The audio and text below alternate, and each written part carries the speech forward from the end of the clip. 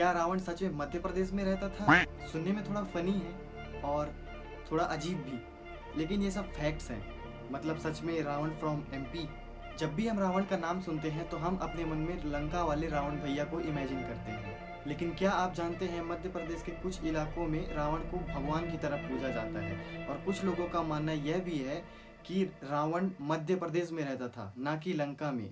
अब इस बात में कितनी सच्चाई है और कितनी नहीं है तो मुझे भी नहीं पता, तो चलिए आगे चलते हैं, इस वीडियो में पता लगेगा।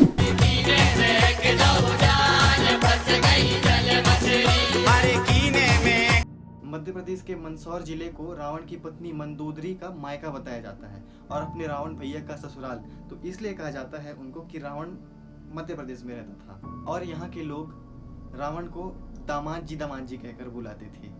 जब हर साल दशहरा में देश भर में रावण के पुतले जलाए जाते हैं तो मंदसौर जिले में रावण जी को पूजा जाता है, और वहाँ के लोग रावण को विद्वान और शिव भक्त मानते थे।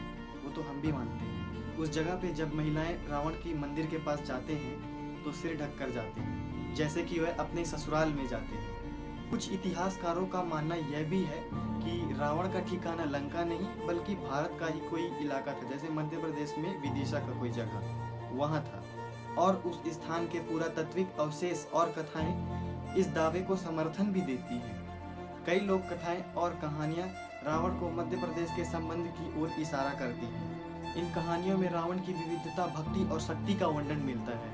इन दावा का समर्थन करने वाले कुछ कहानियां और प्रमाण हैं, लेकिन ऐतिहासिक रूप से रावण का संबंध श्रीलंका से ही माना जाता है। ये टॉपिक शोध और चर्चा का है, काफ़ी इंटरेस्टिंग भी है, और ये दिखाता है कि भारत की संस्कृति और विविधता कितनी गहरी है।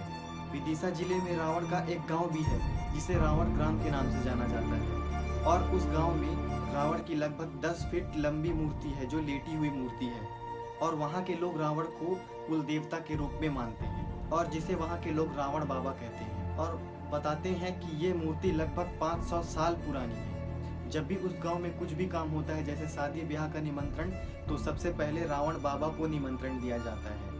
और तो और दशहरे के दिन वहाँ रावण बाबा की पूजा की जाती है, ना कि रावण का पुतला जलाया जाता है। उज्जैन में भी रावण के कुछ मंदिर हैं जहाँ रावण को पूजते हैं। वहाँ के लोग रावण को शिव भक्त और विद्वान मानते हैं, और तो और रावण को वेदों का ज्ञाता और महापंडित माना जाता था।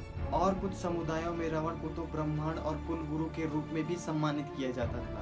तो दोस्तों, ये था मध्य प्रदेश में रावण का उपासना का सफर। अब ये उपासना कौन है? आपको क्या लगता है कि ये सब परंपराएं हमें रावण को एक नए रूप से परिचित करती हैं?